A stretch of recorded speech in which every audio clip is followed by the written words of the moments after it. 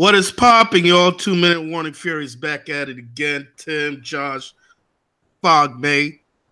We're going to be talking about last week conference. It was a division, right? Finals, and now the Super Bowl is not too far behind. So what's going on, Tim? I'm doing great. How you doing, Sean, Fogmeg, Josh? Hey, listen, we have the Philadelphia Eagles and Patriots in the Super Bowl. Hey, listen, it was a dominant performance by the Eagles against Minnesota. That shocked a lot of us, including some Eagles fans, who had no faith in Nick Foles as the quarterback at all. But now they won. The wagon is full again. They jumped on Nick Foles' wagon. So, we're going to have a great talk today. Great discussion today. I want to know who jumped on Nick Foles' wagon. Oh. I think we're going to get into that. I would love to know that.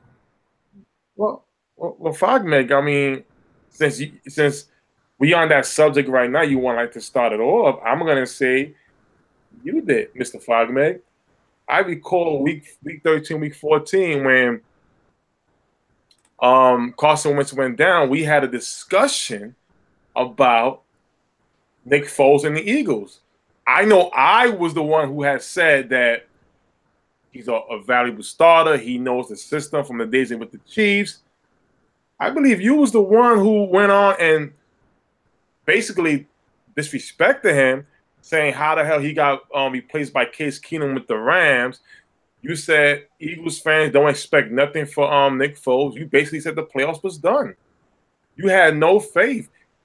When we had to pick them, you basically laughed at if the Eagles was going to win the next week in the playoffs. You picked Atlanta to beat the Eagles. I know you did. You even picked Minnesota to beat the Eagles. And you didn't do it same. Guess who I'll be picking to win the Super Bowl? Fuck, man. We don't have to interrupt each other, fuck. I'm just here laying it out. You get to turn. We're doing the ending of the show now? I'm sorry. Confused. You know what? You're right. You're right, Josh. You are right. We'll continue this later on. Let's start off with the Rooney Rule. Is the Rooney Rule even an effect in the NFL? I'm going to say no. It's not. I can't stand the Rooney Rule. To me, it's an embarrassment to African-American quarterbacks, in my opinion, because you are only bought in so you could do a quick 5-minute time with the owner so that they can hire the guy they really want. I don't like that. To me, if I wanted to change it, it would have to be something where if you're gonna do the Rooney Rule, you cannot interview within your organization. You have to go outside and get somebody to come in. But again, even that wouldn't work. There hasn't been anybody who's been hired. Mind you, what I mean by that is this: just because a black a black head coach was hired, it doesn't mean it's because of the Rooney Rule. The Rooney Rule is, hey, for instance, I want Fogmeg or Josh as my head coach. But because of the Rooney Rule, I gotta go interview Sean. Wait, hold on, Sean, because I go interview Sean. Sean's a black head coach. Oh my God, I love his interview so much that I'm gonna decline Fogmeg and decline Josh. That's what needs to happen in the NFL, and it's never been happened. It's never been done. Hey, Josh, could you break down officially what is the Rooney Rule? Just for anybody else who don't really know what's going on. Well, the NFL should have the responsibility of interviewing a minority coach before they can go ahead and make their selection of whoever they actually want. But I understand where Tim is coming from. As you can see by the chart behind me, it actually has helped since it was implemented back in the 2002-03 season. It's jumped dramatically up from that like 3 or almost 4 range, and it got up to the 5, 6. We've seen it peak at 8, which we are currently at since even just last season, where our coaches were Todd Bowles, Marvin Lewis, Hugh Jackson. We had Anthony Lynn and Vance Joseph as first timers, and then we had Jim Caldwell, Mike Tomlin, and Ron Rivera. So I definitely Tim is coming from, because I made my own sentiment on this as well. I feel like if I was a minority coach, I would almost feel like I'm just being brought in as fodder. It's kind of bullshit in my opinion. Knowing that damn well you're just being brought in to basically fulfill a rule. I mean, you just feel kind of like scummish when you know it's ultimately just because of that. And I don't know. I really don't have an answer of how to fix that or how to implement more of a balance with minorities in the head coaching position within the NFL. It's a very tough subject. I try to think about it myself. What more can you do other than the Rooney Rule to get, make change and still make all parties happy? I don't really know. The only answer that came to mind that sounds logical was just time. Let time progress. As you can see, we're getting more past the kind of racial barrier that we currently live in. I think it is going to take a lot of time to get past that. I don't think racism is ever going to leave our country or our world, but I think it will get better as we advance through some decades of time, but that's what it's going to take. It's going to take quite a bit. Josh, like you pointed out, the Rooney Rule has been effective, marginally, but it has been effective. To Tim's point, he's 100% right. If I have a person that I want, I've now basically got to go out and, just to satisfy this rule, get a token to please the NFL. And that's wrong. If I feel strongly about someone and I want that particular individual, I should be allowed to go get that person. Now, if this is the individual I want, I interview them and I don't get them and I take somebody else, then the Rooney Rule should be implemented. If I have a person that I want, let's take the Raiders, for instance. Let's use John Gruden. Raiders wanted Gruden. Hey, we're gun-ho on him. We want him. They go out. They interview him. Shit just didn't go the way they wanted it to go. Okay, Rooney Rule in effect. Now you have to follow the guidelines of hiring a coach, because now you didn't get the guy you want for whatever reason, and now you have to go about it. So I think that's a way that you can try to impact that Rooney Rule and affect it in a way so that you're being fair to coaches who, hey, listen, I think I deserve a shot, and at the same time being fair to the organization who says, you know what, I don't want to go through the song and dance. This is the guy I want. I want to go out and just be able to hire him, and the hell with everybody else. Yeah, I agree with that. I also want to add on, a lot of us complain Can I just say something quick? Sorry, I forgot I was on mute. I didn't mean to cut you off, Tim. I'll let you go in. But to Josh's point, I agree. Where it's hard. No easy answer. And even time is not even an easy answer. Because when you tell them, like any marginal, groups in any society that's been waiting for hundreds of years, and then tell them, hey, wait longer, that even is a hard answer to give. Mm-hmm. And the only way you will see change is when the leadership start changing, when you start seeing more of a representation in leadership roles, in executive roles. Once you start seeing that, that's when you really start seeing a shift in social justice, lack of better words. But right now, you're not really going to see that. And there is no easy answer other than, affirmative action. It's true. Sorry about that, Tim. Go ahead. I want to add this on. In my opinion, okay, this how it goes. It should go. No disrespect to anybody watching 2MW. I'm just going to keep this real as I can and respectful. When it all boils down to it, the late Dennis Green, God bless him, minority, coached the Minnesota Vikings, coached the Cardinals. Was it a complaint that African-American minority coaches was not getting hired? No, he earned his job.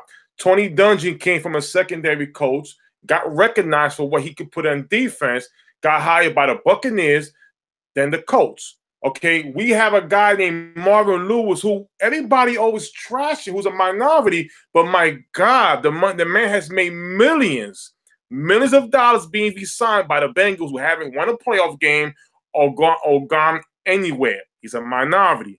Why he got a job? Because of what the owner likes about him. Because you earned it. They love you. You're not getting a job because this is your turn. That's like saying, if we all taking a bet, NFL picks of the week, and then Fogmeg cheats. Oh, yo, Fogmeg, why did you cheat? Why did you erase the pick you originally had? Oh, because I just felt it was my turn. And that's disgusting. You get the job because you earn. There's a guy named Wilkes, a defensive coordinator from the Carolina Panthers, who was rumored to the New York Giants. Hey, he's going to he's going to where? Arizona Cardinals, I believe. Am I correct, Fogmeg Josh? I believe so, yes. Wow. Wow. Wait a minute. Did they interview they interview a lot of guys? They didn't say, wait a minute. We want this coach. We wanted this coach, but we interviewed Wilkes. Oh, we changed our mind. No. They interviewed the right guy, the guy for the job. That's plain and simple. There's a lot of things in this world is earned. It should be earned. Not because of the color of your skin, it's because of the work you put into it. And this is the way the NFL should be. Again, we have minority coaches before. Tomlin. How did Mike Tomlin get a job? He didn't get a job because of the Rooney Rule. He got a job because of what he went into the Vikings defense. And that's how a lot of guys, look at Todd Bowles. Todd Bowles was the same thing. And you know what? How about this? Some of these coaches want to fall back and say, you know what? I don't like that situation with that team. Because I don't want to get the blame for any bonehead decision the GM makes. So I'm going to wait a year, just like Todd Bowles did. And now he's the head coach of the New York Jets.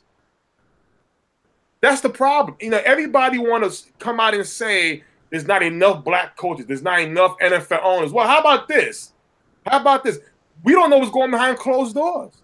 We don't know if the coaches get an interview that say, nah, I'm going to decline that job. But guess what? Marvin Lewis is back, who's a minority.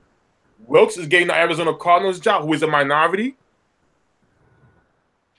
Something's working. I hear what you're saying. With the same glass.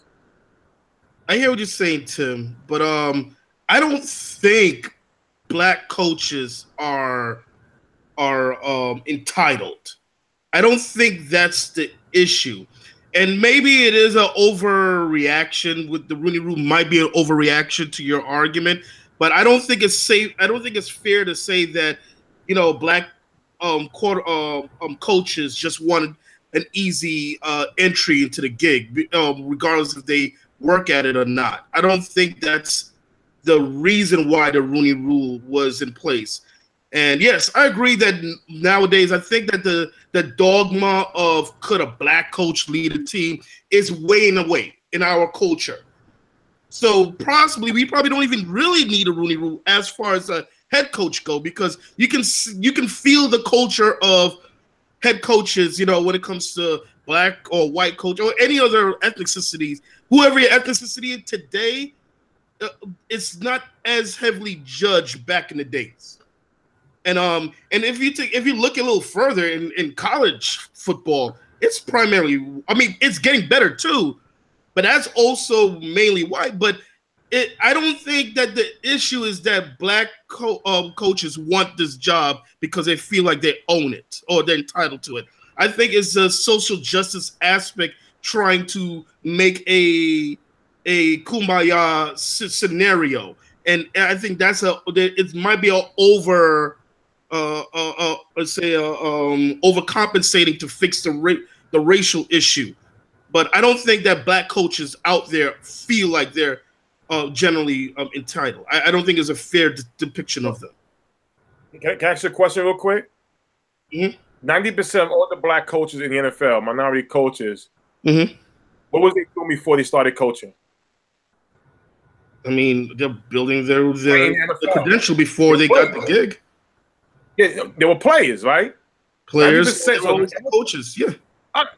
They're playing. 90% of the NFL right now is what? African Americans. Well, yeah, but you're 90 talking about the athletic side. But what I'm trying to say is this. How many? If you ask any African American coach, look at his resume, what they was doing, they was playing the game. You rarely see anybody just come off the couch like a McVay who's 30-something years old, very young, and just started putting his mind into coaching.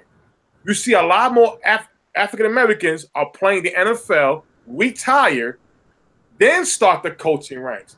I believe that is why you rarely see any African American coaches. Very few have said. Tim, Yeah.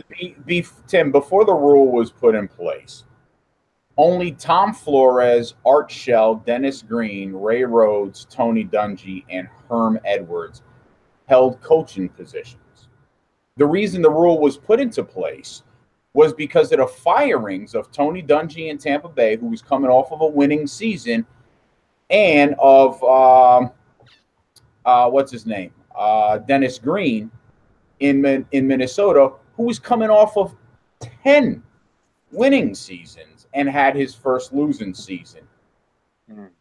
Whereas you had other coaches out there who were mediocre at best, a whole lot of Jeff Fishers out there that were retaining their jobs year after year, going, like you're familiar with 8-8.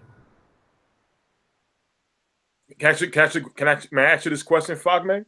Do we know why?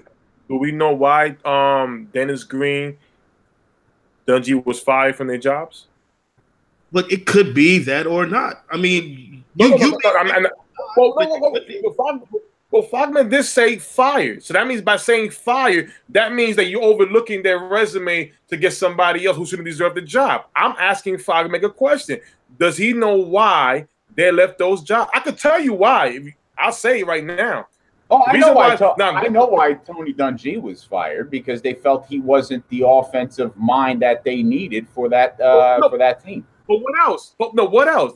There's something there. Is the reason why Brian Billick left, and the same reason why Gruden left. Now, this is where I feel that yes, African American minority should get a little bit more power and say so. Forget the head coaching job. I understand why some of them got it. But this is a different argument. Power, the same power that Bill Belichick has. That's a different argument. That's what I'll say.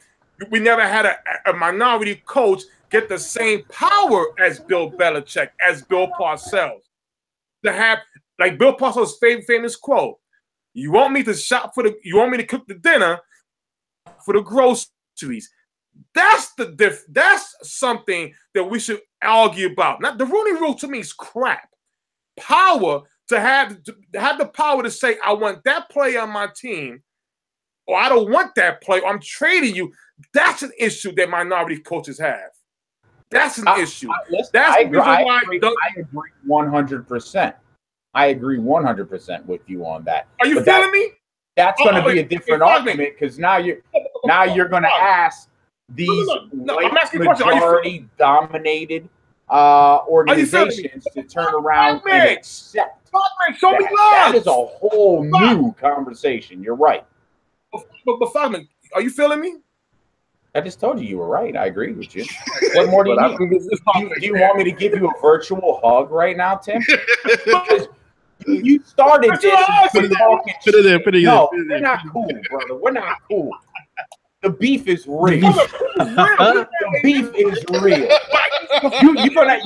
You ain't ready for this beef. You better go order yourself a chicken sub, because it's about to be a problem later on. When I see you is avocado. Avocado. But that's in my opinion. In the ICU. That's the problem minority coaches have. The power, just like Bill Belichick, to have the power to make guys, to cut guys, release guys, trade for guys, whoever they want. What happens is the GM gets all the guys in. The coaches can't make them better. You only can teach them. The players fail. The minority coaches are the ones who get fired. That's the problem. Well, it's like what happened in Detroit with Jim Caldwell. Yeah, and he did a great job. He did a great job. Now I want to see this Pat Patricia when he got the job.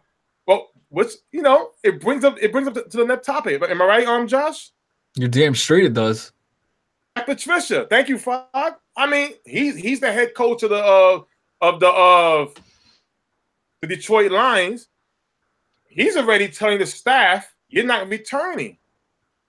Now, okay, you could do that. You're the coach, but you're still playing. You're still coaching in the Super Bowl with your current team, the Patriots. But I want to see this. I want to see, is he going to have the power like Bill Belichick to do what he needs to do? And it would be a shame because when Caldwell was there, he didn't have that power. Well, I mean, the only way the power will happen, as you say, is when the executive side start reflecting, all not just ethnicity, but of all mindset and different ways of cultures or whatever. Whenever you see like the executive and the owners all look one particular demographic, you're not going to see a lot of coaches or GMs reflecting that same reflecting a diversity. It's going to be hard for diversity because, and two, it's not necessarily a racist thing. It's a human nature thing. It's 1 out of 10 a person will hire someone that looks like them in general, and it's not because they're racist. Just we kind of tribal by nature, and two, you identify with someone that you could relate with. So it's a very hard thing to change. It's not just racism.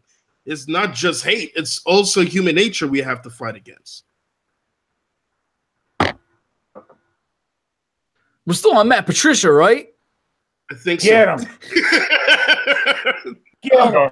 All right, because I'm thinking the only thing I'm wondering with this Matt Patricia, firing assistants while he still has 2 weeks with the Patriots, he still has Super Bowl prepping to think about.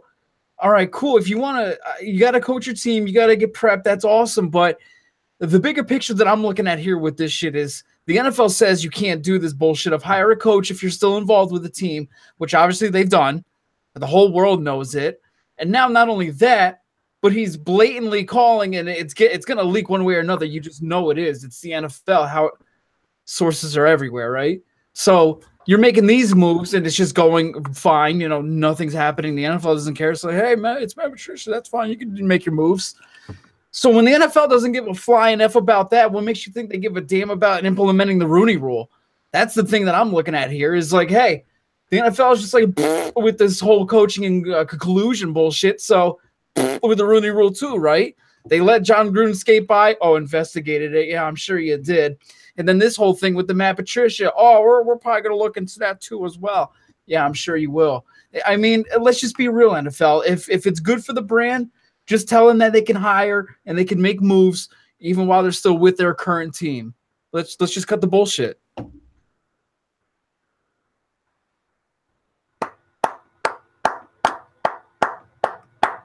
Applaud that man. Applaud that man because he's 100% right. 100% right. Thank you, guys. Appreciate that. Josh, that was a Jerry Maguire moment. All you had to say is, "Who's coming with me? Who's coming with me?" And we all would have went with you. That's it. Who's and coming with me? You're my Cuba Gooding, right? There you go. Show me the money. There you, man. Sean, say. Come on, Sean. Show me the money one more time. But you got to say it with your chest. Show me the money. Yeah. With the shoebox cell phone. All right, next topic. Would the championship game be different if Myles Jack scores on that Lewis takeaway? In my opinion, I want to say yes. Been more time left in the game, and the Patriots would start to move the ball better. They got more warmed up to it, and it became a little bit. It wasn't easy, but it was effective. Whatever they was doing with Amendola, Hogan, and Lewis. So because for some reason the Jacksonville Jaguars offense, I mean, we was arguing that about Blake Bortles. We all said keep him at the end of the game. Nah, he cut. And their offense was just you would have to basically get a couple of first downs, drive that ball to him to win the game. But I'll say no. Yeah, I was seesawing on it too because I was watching the GIF over and over, watching the tape, and just you could see Dion Lewis never made contact with him when they rolled around on the ground, and he was pretty much skate free just to run the sideline. So it was about 13 something left in the fourth quarter, and that could have made it a 27-10 game. It makes you think, it really does. But then again, you're on the other hand, you're battling yourself and you're saying, well, it's the damn Patriots. They've made more miraculous comebacks, and who's to say if Blake Bortles, were to get the ball back, he wouldn't make the same blundering mistakes or even throw a pick or a pick six, or you can never really predict the outcome. It would have been nice to see how that would have came about if they actually let Myles Jack play it out and get that score, but it's tough to say that really the Jags would have won just because Jack got that score. I've got to disagree with you guys. They go up 27-10. There's 12:50 something left in the game. They absolutely win that game because of their defense primarily. We could talk about Blake Bortles screwing up, but Blake Bortles screwed up. Blake Bortles did Blake Bortles because his team, his offensive coordinator, Doug Marrone, allowed Blake Bortles to be Blake Bortles. What they did so good in the first half was they were aggressive. They mixed up the play calling. You became predictable in the second half the minute you tried to conserve the lead and play not to lose the game. So what was happening? Blake Bortles was getting left with the ball in his hand on 2nd and 9s, 3rd and 8s, 3rd and 7s. And now you're becoming more one-dimensional, and you're asking the guy who you don't want to have the ball in his hands to have the goddamn ball in his hands to make a play. I don't blame Blake Bortles for this. This is completely on the coaching staff. They screwed up.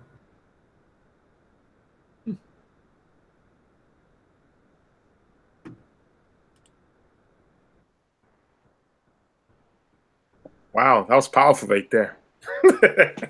All right. Darelle Revis states Jalen Ramsey is the best cornerback in the NFL. Hey. Yes. Why not?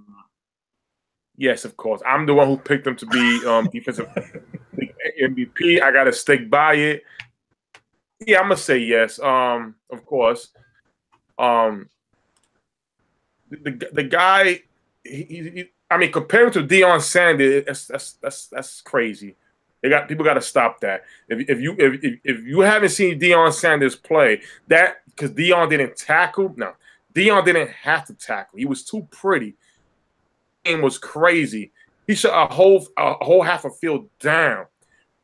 Ramsey, much, but not very often. He's a better tackler, yes. As far as talking crap, listen, nobody could get open on Deion Sanders. Nobody. There's only 2 players in the NFL who went over 100 yards constantly on Deion. Michael Irvin and Jerry Rice. That's 2 wide receivers. That's it. Jalen Ramsey could get his, but he's surrounded by great talent on that defense. My God. Guys like Tyrone and others come out into him. Respectfully, that's their opinion. They're going to say the Dallas Cowboys should have drafted Jalen Ramsey. I'm going to say no, because our defense was that bad, we would have wasted his time there. This guy gets drafted to a defense already that was stacked. So he's going to look even better. I'll say that even if Xavier Rhodes, we had Xavier Rhodes on that secondary what we had, it would be wasted. So yes, he is, but he's not no Deion Sanders. People got to stop that. He's smoking too much. Well, I don't think it's far-fetched to make the Deion comparison. Jalen isn't as flashy because he's not a kick returner. He doesn't have that ability. But the coverage skills, yeah, I think he could be right on par with Dion, and he's shown it in speed. He's shown it sticking to his receivers just like glue. He's made quarterbacks not even look his way because they don't want to waste their time going Jalen's way. But really, if you compare the numbers right now, the first 2 seasons between him and Dion, really the only difference is possibly the I think he had 4 more interceptions within the first 2 seasons, and then the return touchdowns off of those, the pick sixes. So, I mean, yeah, obviously Dion was more talented, flashier, and an overall better corner. But, I mean, to say he's, on that little incline or maybe, shadowing Dion in this sense, I don't think it's far-fetched. No, absolutely not. It's not far-fetched. Now, is he Dion right now? No, Dion is clearly better. But, Tim, you mentioned, he's on a stacked team and he's doing so-and-so. I got some pretty bad news for you. Dion's numbers got significantly better when he left Atlanta and played with the San Francisco 49ers and the Dallas Cowboys, who had top 5 defenses. Yeah. So, let's not talk about, obviously, a team that is a better team is going to support a player who's a great player putting up even better numbers. So stop the nonsense, man. See, you had to start with me. You had to start. First of all, I had to start. First of all, Dion's any cornerback who's playing the league right now, your numbers will be better than anybody back then because now they passed the ball more. They threw the ball more.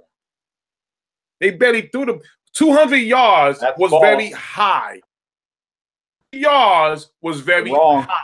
Other than Dan Marino throwing the ball 24/7, quarterbacks mostly ran. Quarterbacks had a running game. They ran the ball more. Now you got more of a passing game. Number two. We're talking about, Jalen Ramsey against quarterback who's throwing the ball. Okay, let's list what Hall of Fame quarterback in the league right now that he's facing. Quarterbacks right now in the league right now are very mediocre. We naming top 10. We got guys in their second year in the top 10 already. Back then, you had more Hall of Famers. You had more Hall of Famers back then compared to now. But were they Hall of Famers at that current time? That's what you got to look at. Yes, they was. Who's throwing? No, they weren't. Come on. Who's throwing the ball to Ramsey? Who's throwing the ball to Ramsey? What great wide receiver is he shutting down? Not getting ejected, shutting down. We complain Andy Dalton's overrated, but guess what? He's the quarterback throwing to his receiver, right? I mean, so what is it? A wide receiver can't throw the ball to himself. You need a good quarterback, right? How many Hall of Famers was Dion facing? I'm trying to go it over in my head since he played in the NFC most of his career. Who was he facing out there in the NFC back in the 90s? Like realistically. Steve Young, Joe Montana. Joe Montana was on his team. Joe Montana and Steve Young were both on his team. Matter of fact, Joe Montana went to Kansas City afterwards. Yeah, he went to the AFC after. He played Steve afterward. Hello, wait a minute. Fogmeg. For your Dallas Cowboys joke that we haven't won in the last 23 years, I got VHS tapes, now DVDs of Deion Sanders picking up Joe Montana in a game. Don't question me about that. Was a Falcon? Yeah, probably. Yeah. No, and a Cowboy. And a Dallas Cowboy. Hey, I'm sorry. Isn't Ben Roethlisberger a Hall of Fame quarterback? Isn't Tom Brady? Wait. Even doesn't Joe Flacco have a Super Bowl under his belt? Yeah, I mean, you got Ravens fans that swear Joe Flacco's some kind of god.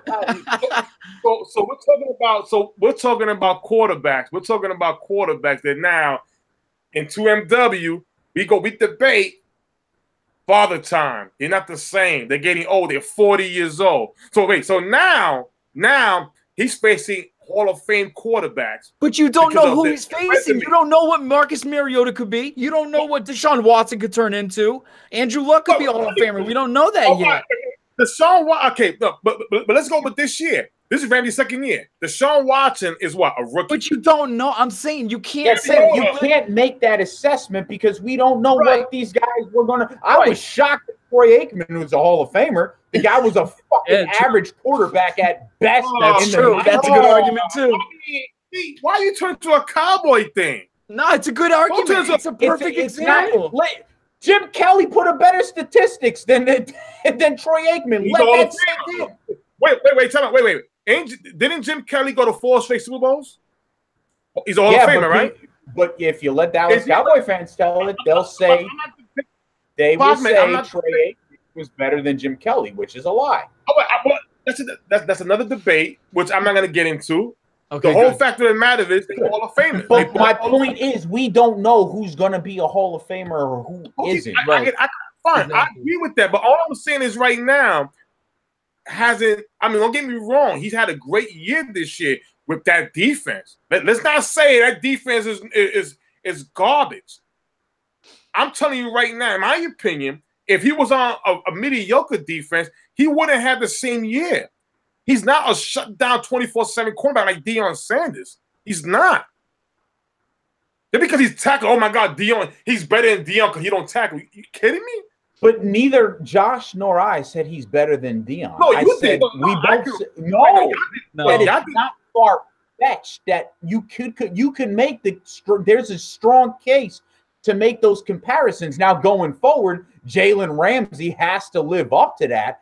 But you're saying, he's been left on an island the same way Darelle Revis was. He's been left on an island the same way that Deion Sanders and guys like Darrell Green were. Here, you go cover. We'll let our defense do the rest. So let's not act like that's not happening. And he's got burned. He's got burnt. Listen, Antonio Brown burned him 2 times. Burnt him twice. The best wide receiver. I'm gonna keep it real right now. I think that was AJ Bouye. I thought Antonio Brown smoked Bouye. Yeah, it was Bouye. He smoked, but he burned Ramsey in week 5 3 times. Week 5 3 times. You mean the week they only scored 1 touchdown? No. Yeah, the week they only scored 1 touchdown. Really? You might want to go back and check those stats. He burnt them. He had 192 yards receiving. Antonio Brown. Yeah, but again, we're talking about the way the corners cover nowadays. It's you got this third and you got this third. So we don't know if it was all on Ramsey and what was on. And let's be mindful. And let's be mindful too. This is more of a baby league compared to back then. Had a fight to get off that line of scrimmage. Listen, I agree 100%, but that also goes to the argument that you sit here and say that it's easier now for corners. It actually isn't. It's much harder now for corners to cover because of the rules and the way the game is played and evolved now to more an offensive game. It's much harder for corners, and these statistics, even though they may increase pass deflections, they're going to increase in yards allowed, in catches allowed. So, yes, it's a completely different game, Tim. Week 5, Antonio Brown also had 157 yards and 0 touchdowns. The only touchdown came from Ryan Shazier. All right. I have a question. Well, I'm going to make this statement right now. The Jacksonville Jaguars plays the NFC East next year. Ooh. Play the NFC East. And the same thing happened with Darelle Revis when everybody was getting so hyped how he locked down Terrell Owens at 30 years old, 30-31. He locked down Chad Ochocinco at 30-31. Basically, he was getting props for the names these guys were in because these guys were not in their prime. They were out there on their way out the door. So I'm gonna say this: you got Des Bryant, you got Odell Beckham Jr. I'm not gonna say anything about Alshon Jeffrey because to me he's not a player like that. Des might not even be there after this year. Well, I'm sorry. Go ahead. He's gonna be. Yeah, I don't know. Well, go ahead. It was confirmed today. Watch your mouth, Josh. It was confirmed today. So I'm gonna say this: a guy like Odell Beckham Jr.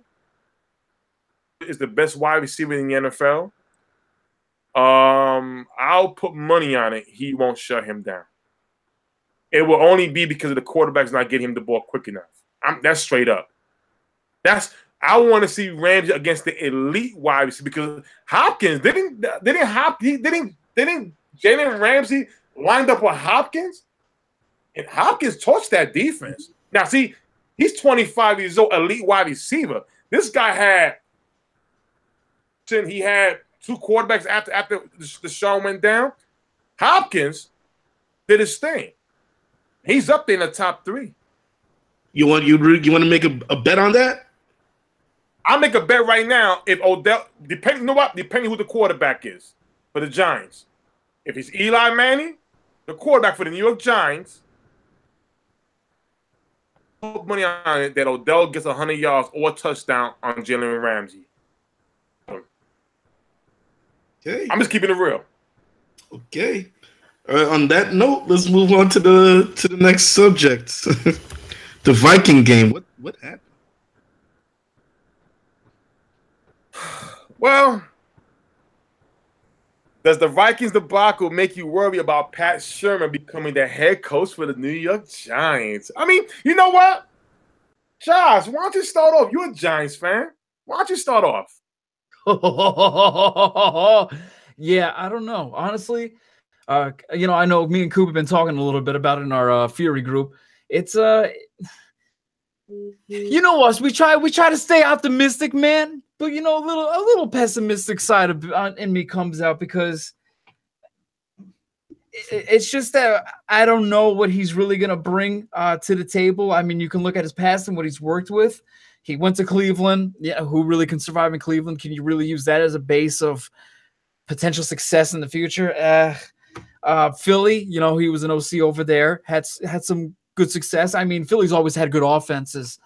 And now, trying to get the head coach gig again after being the OC over to Minnesota. What I do like about Shurmur is I really like that he was able to work with both Keenum and Bradford and had a lot of success with those quarterbacks.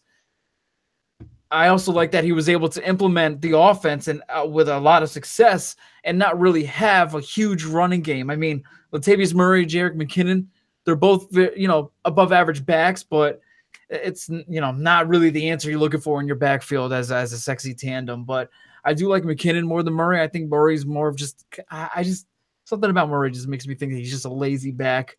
But with Pat Shurmur, I'm not going to really get too much hype behind him.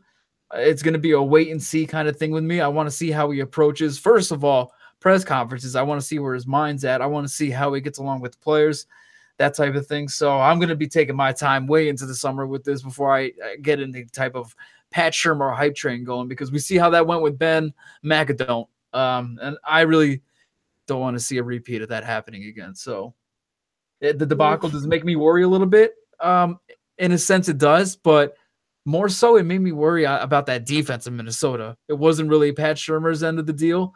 But again, yeah, there was some worry that once that interception happened in the beginning, that Keenum in the offense wasn't able to get it going again. That's been our huge MO basically with the Giants for 2 years now. Scoring 7, scoring 10, 13, 12. We got to change it around. I hope he can be that guy, though. I really do. How you doing, Josh? I'm all right, Tim. How are you, man? I'm doing good. That's good. Wow, this is the calm before the storm when he says something like that. You can sense it. I'm going to keep it real as possible. I'm going to keep it real as possible because I too was chatting with you and Coop, at 5 about the hiring, and I've said it, respectfully. I'm joking around. If the Giants got the guy Wilkes, good job. He was recommended by Tomlin. If the Giants get anybody from the Patriots staff, Patricia, McDaniels, or even Belichick, as it was rumored, you got Pat Shurmur. In my opinion, when you look at his resume, okay, let me see. Eagles offensive line, tight ends coach, quarterbacks coach, then offensive coordinator, then a head coach for the Browns for 2 years. That went south. Then offensive coordinator, then an interim head coach for 1 game, then a tight ends coach, interim head offensive coordinator, then an offensive coordinator, then now a head coach. This man has basically really no experience dealing with high-profile players like Odell Beckham Jr. He's never really won anything. In my opinion, when you look at the New York Giants, and I look at that nice, beautiful roster, I've said the Giants have the best roster in the NFL that's available that needs a head coach. That team right there is stacked. What they went through last year with Ben McAdoo coming here and my shoulders, make it relax a little bit, and do their thing. That team's a playoff team. You got a guy, my God. To me, it was more like a puppet move. It's more like, hey, you're going to do as I tell you, and that's it. Just do the plays. That's all. Now, people were saying that there was no discipline. I believe that was one of 2MW originals, Bells, came out and said that the Giants need discipline. You think Pat Shurmur is gonna come in that locker room and pull that discipline on the Giants? You think he's gonna step right in when Odell's pouting about getting his contract? Because the first thing Odell did was, hey, to Gettleman, the first week he was hired, let's have a meeting about my contract. It's not Shurmur's deal to deal with the contract. I mean, no disrespect. If the Giants, in my opinion, would have hired Wilkes or anybody from the Patriots staff, shit. I'm not scared. I'm not worried about Pat Shurmur, in my opinion. I'm not. The only thing I will say is McKinnon from the Minnesota Vikings, who's a free agent. That may be a running back y'all may get. Man, Shurmur is there for one reason and one reason only, and Josh said it: quarterback. This guy he's another branch off the Andy Reid coaching tree. Quarterback's coach for the Philadelphia Eagles for what was it, like 8-9 years with McNabb, and working with McNabb and Garcia when McNabb went down. I'm with Tim though. His lack of experience from a coaching aspect, especially from a coordinator's aspect, it's concerning. Yeah, he did good with Minnesota, and I think that's what the Giants are looking at: his quarterback and guru abilities, if you will, and hoping that it translates with the team. Time will tell, but if I'm a Giants fan, I'd have legitimate concerns about this hire. What will save him is the staff that he puts around him to help him. Because if he's got a good OC in place and he's got a good D coordinator in place, then things will be easier and come easier for him. But it's all about the staff and who you've got in place and how well they take to you and how well they're able to cascade what your game plan is down to the team. Wait, Fox, you said defensive coordinator, right?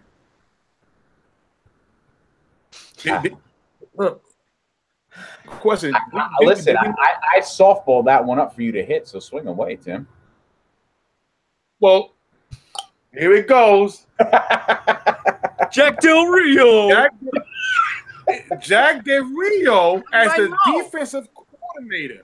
Wow. That's rumor. Wow. Here's the thing. If that happens, we're gonna have to go there and massage Josh's shoulders because he ain't gonna like that. Well, you could go and do that yourself. You've had experience with that already, so it's good. You're playing games. Stop with that. Anyhow, Jack Del Rio. You keep on bringing it back, man. You keep on bringing it back. Jack Del Rio runs a 3-4 defense. He's a 3-4 defensive guy. So you may have guys out of position on the New York Giants to play a 3. Pay a lot of money for pass rushing. Now, the only guy is Olivia Vernon, who's from a 3-4 defense with Miami Dolphins, but not JPP. Well, I'm pretty sure he could play 3-4 now. Oh God. Well, you know what? I'm not gonna go there with 5.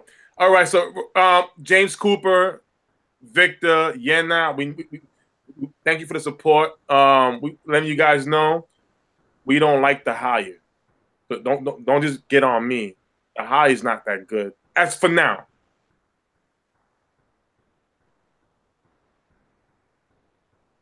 Check Del Rio. If that happens, Josh's head is going to explode. I'm telling you. We got to punch Josh. I'm coming for Kahari's head. I don't even care.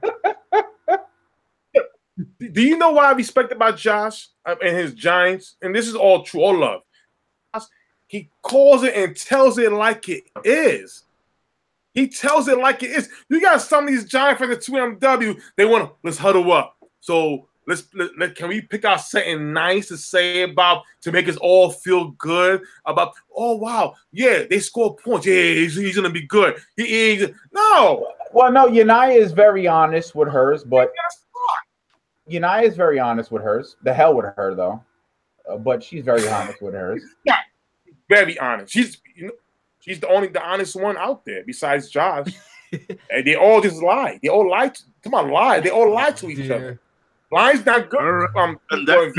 Let's move on to Fogmeg's little shine. Yeah, this is the final fireworks, gentlemen. Here it is.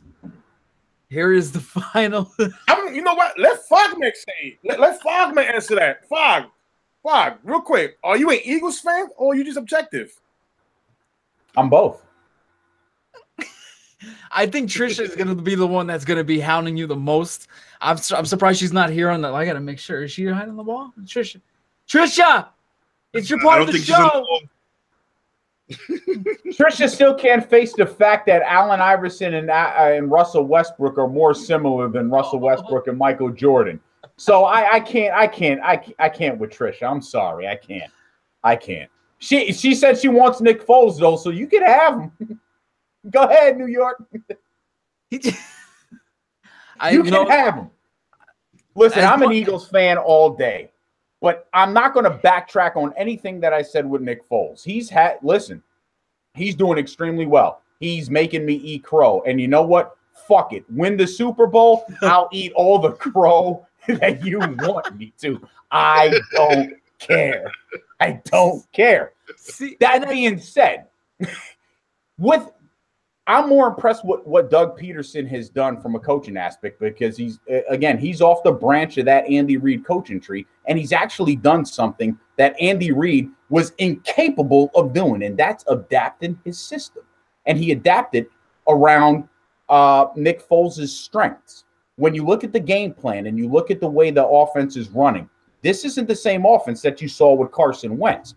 They're more in between the tackles. Why? That sets up the play action pass. His yards per attempt going downfield. Why? It's working for Nick Foles because Nick Foles is not an intermediate passer. Now he throws good out routes.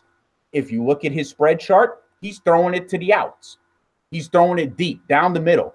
He's throwing quick slants and quick hitches because he's got the arm strength to hit those plays. So Nick Foles is actually playing good. I can't say nothing about it. I'm wrong so far. Hopefully on February 4th, I'm wrong again. No problem.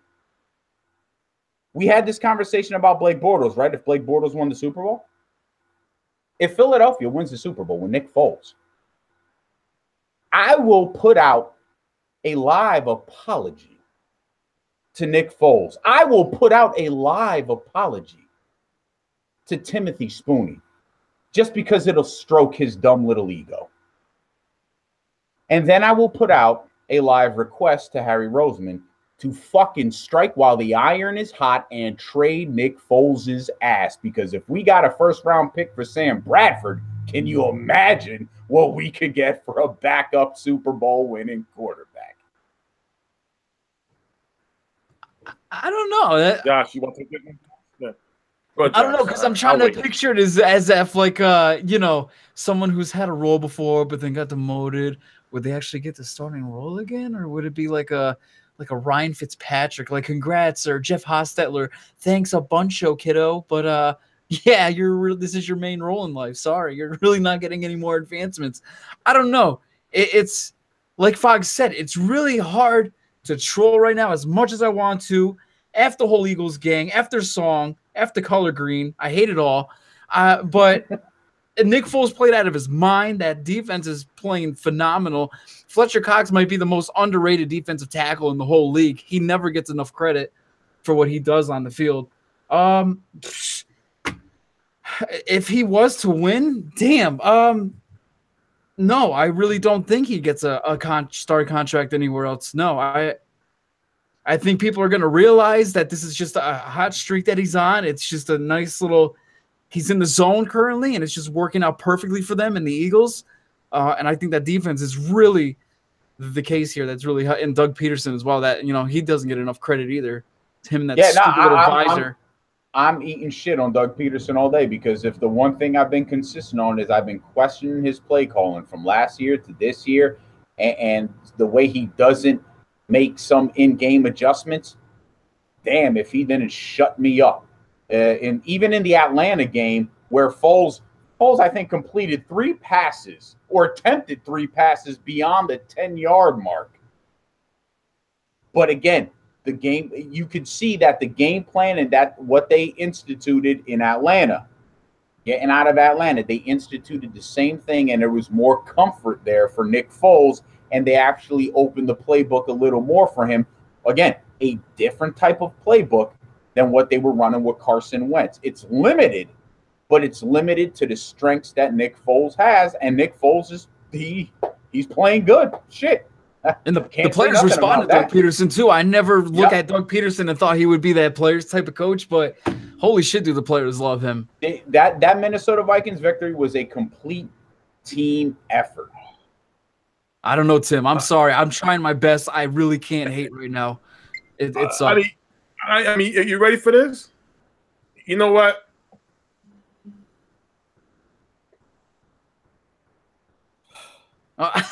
Oh, man. My glasses away. Excuse me 1 second. Let me see.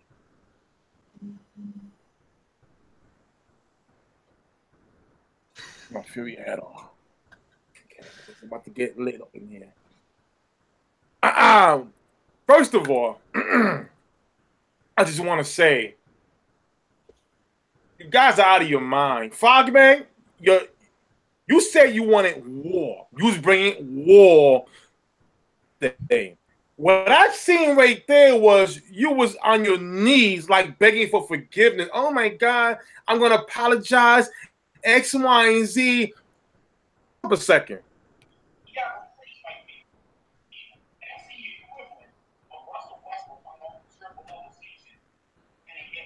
Oh, man. That was a funny ass analogy, man. When I said it was actually funny as hell. Hey, please do not interrupt the video.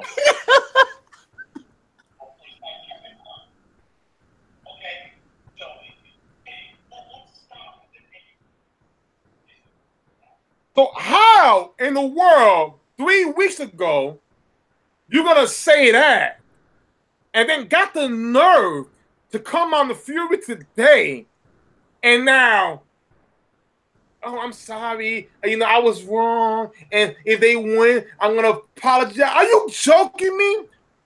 Fogmeg, you are an Eagles fan.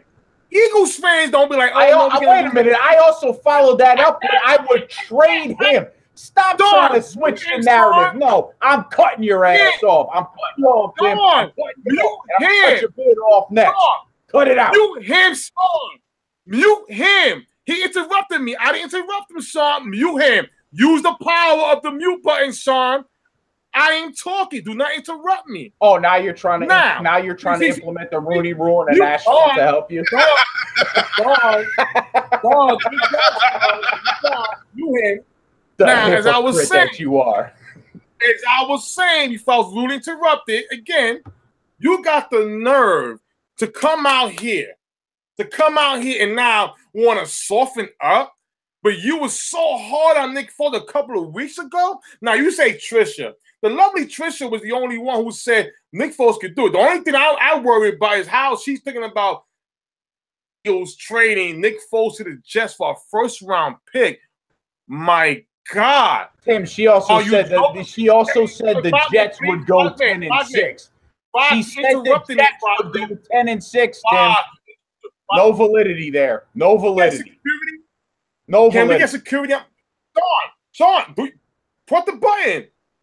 Press the button, Sean. Security. Now, security. Now, the Vikings got a first round pick for Sam Bradford. Now, here's the thing: when it all boils down to it, that was an emergency situation where a team lost their quarterback a week before the season starts. We're talking about now during the offseason, if Nick Foles winning, you talk about stroking. Right hand too much. Go to the left hand. I'm telling you guys right now, y'all are crazy to think that Nick Foles is worth a draft pick. Stop it. Now you want to come out here and say you're going to massage the shoulders? Hey, Fogmeg, you know what's crazy to me? I guarantee you next week, you're going to say the Eagles are going to lose to the Patriots. That's what you're going to do. Might as well. Let's break it down. You had no faith in them against the Atlanta Falcons. You came out and said they're going to get destroyed. But now let's keep this real. I did not say they'd get destroyed, and you could bring the video tape. Hey, stop lying. Stop lying. Don, where's the button? Stop lying. Where's the button, Don? Stop lying. Where's the button? Stop lying. See, that means this is prejudice. So I'm lighter. I'm lighter than you, Sean. You can't use that button now. See, here's the thing, Sean. We talk about the Rooney Rule. Where's the Spooning Rule? The Spooning Rule is I don't get the same love. I don't get where's the Spooning Rule here? I get no love, the same love. Trisha, we need the Spoonie Rule. Trisha, we need the Spoonie Rule. I get muted. I get muted. Now, again, 15-10. It was Atlanta Falcons versus the Eagles. 15-10, the Eagles. We all knew, and you even said it yourself, Fogmeg, Atlanta lost that game, and the Eagles won that game, right? Okay. 100%. Move on. Now we got the Vikings. Okay. We all drank the purple Kool-Aid when it came down to the Minnesota's defense and the offense, and we had the Saints there. I fell for it. But I was like, damn, do you know the reason why the Vikings lost? Well, I'll tell you the reason why. Cannot hold up all game, because it was 14-7 through 2 quarters.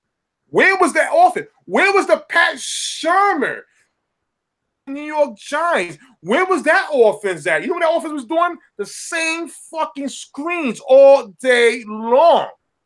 All day long, we saw check down. Are you kidding me? Are you joking me? That Patrick Robinson interception, what was that? That looked like the Dallas Cowboys in the Steelers Super Bowl when Larry Brown was right there. Hey, to me, with Neil O'Donnell. But Tim, what you're saying is 100% correct. But understand this.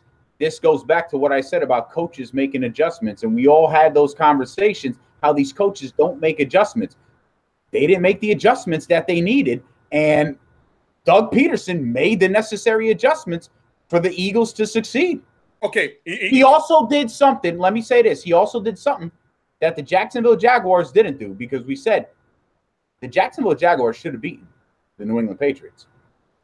He kept his foot on the gas and was in attack mode the entire time. They continued to attack Minnesota, and they were not going to allow Minnesota some freakish accident the way the New Orleans Saints did. Jacksonville took their foot off the gas and decided to go conservative. Two big things that Doug Peterson did that we don't usually see coaches doing. Well, folks, again, you thought Mayweather and Pacquiao weren't fighting again? Here it is. Enjoy. Well, Doug Peterson from the Andy Reid coaching tree, who Andy Reid don't get no respect, no love. That's number one. Number two, Brian Emperor. I want to call that young man out. And I'm gonna explain to him, Brian, he put up a meme about Mike Zimmer, who I love, don't get me wrong, former Cowboy, and Sean Payton. Oh, shit. Oh, Mike Zimmer and Sean Hey, Brian. Brian, I know you're watching, Brian, and I want you to screenshot this.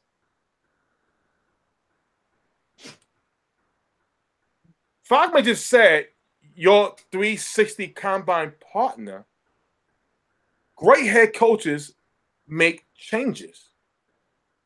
What did Mike Zimmer do this game, Brian? 38-7. Okay. Sean Payton. Well, you know, I will get on Sean Payton. That was more of a defensive issue right there at the last minute. But going back to it, the Eagles are in it. We were not going to say who's going to win until next week. But Fogmeg, I want to say this to you and to other Eagles fans out there. Right now, y'all should be going to Modell's.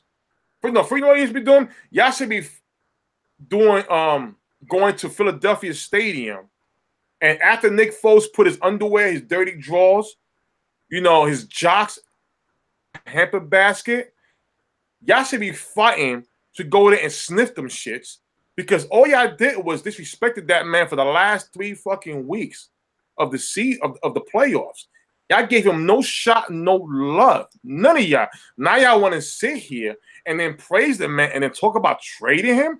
Let me explain something to you Eagles fan. See, this is a win-win situation. If the Patriots beat the Eagles, oh, I'm going to celebrate. If the Eagles win, guess what? Carson Wentz now enters the Tony Romo Terradome. You know what that is? Media, hey, Super Bowl, but Carson Wentz he didn't play in the big game. It was Nick Foles. So now the media, the storyline. Well, Tim, I gotta correct you there. I gotta correct you there. He doesn't enter the Tony Romo media sensation, because Tony Romo never won shit, nor did any of his backups. See, here's the thing. It's not. I wasn't comparing. They didn't even win a playoff game. You made the reference, so I mean, what's the analogy there? Bad analogy, Tim. Very bad one. It's not a bad analogy. Let me explain. You're more like Conor McGregor than Manny Pacquiao right now. It was not about comparing resume, who won, who lost. It was about comparing headlines that Romo always got for every little thing. If the Eagles win the Super Bowl with Nick Foles, trust and believe Carson Wentz will have the most pressure, because now he will be reminded every game, a win or loss, hey, or ring. See, the Giants with Phil Simms, when Phil Simms got his ring, guess what? He got a ring. Hostler also got a ring when he got hurt. But guess what?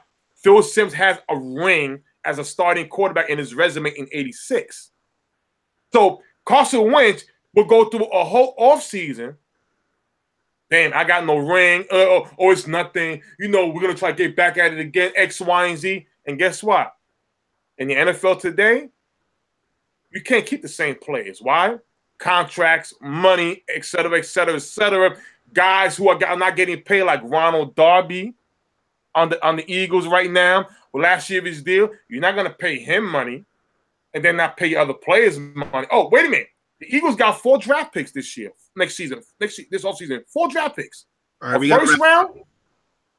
A first round. I think we could compare Tim to Deion Sanders, because he backpedals extremely well. Okay, let's start from. We gotta wrap it up soon. All right, but again, to you Eagles fans out there, y'all bunch of balonies. All y'all gonna do right now is praise that man now. Let him throw 2 interceptions. You're gonna want to put fire on him. You're gonna want to set him up on fire. You guys are disgusting. And you Eagles fans, the stuff that they doing out there to these poor folks, harassing a 99-year-old lady. My God, what is y'all issue? 1 championship ring, 1. You guys are getting so excited off of 1. Yo, Fox, but you get like 4 or 5 to go off. Disgusting. That was kind of messed up against Millie. What did she do, bro? Come on, what did she do? What did Millie do? I listen. I don't associate myself with Eagles fans. I firmly put out on the wall. If the Eagles win the Super Bowl, I'm not going to the parade. No, I just don't do it. I went to an Eagles game and I was disgusted. I was absolutely disgusted. Fogmeg, you was invited. I got something to share with you guys. If the Eagles win the Super Bowl, one of my good buddy who's an Eagles fan for a long time, he's going to parade and I have to accompany him. But we made a deal that he will not announce me as a Cowboy fan because it'll get pretty ugly out there, and I don't. It's going to get pretty ugly with a bunch of Eagle fans celebrating. No, absolutely not. Good luck. Have fun out there, Tim. When is the parade? When and where? Philadelphia. I think it would be that Tuesday if they win. I'm going to snitch on you. I'm told, if the Eagles Cowboy win, fan! Nah, don't do that. I'll run. I can't really run fast, but you'll see that day though. They're familiar with him out on Walnut Street, so you'll be safe there. We gotta go there. Nah, fuck that. I ain't going to Walnut Street. Leave that one alone. Just leave that one alone. I might as well just go get it. But hey, one last thing, Sean. Yeah. So far in the NFL's draft was held in Philadelphia last year, right? Mm-hmm. They're going to the Super Bowl. Where's the NFL draft being held? Oh, here we go. Where's the next draft? Where's the NFL draft being held this year? Sean, just hit the stop broadcast button. Don't walk into it. Guys, thank you for watching. The show's over. We're done. It's in Dallas, baby. It's in Dallas. We check you guys again next week. Same place. Peace out, knuckleheads. Oh, God, David, another Dallas theory. We out, guys. Easy.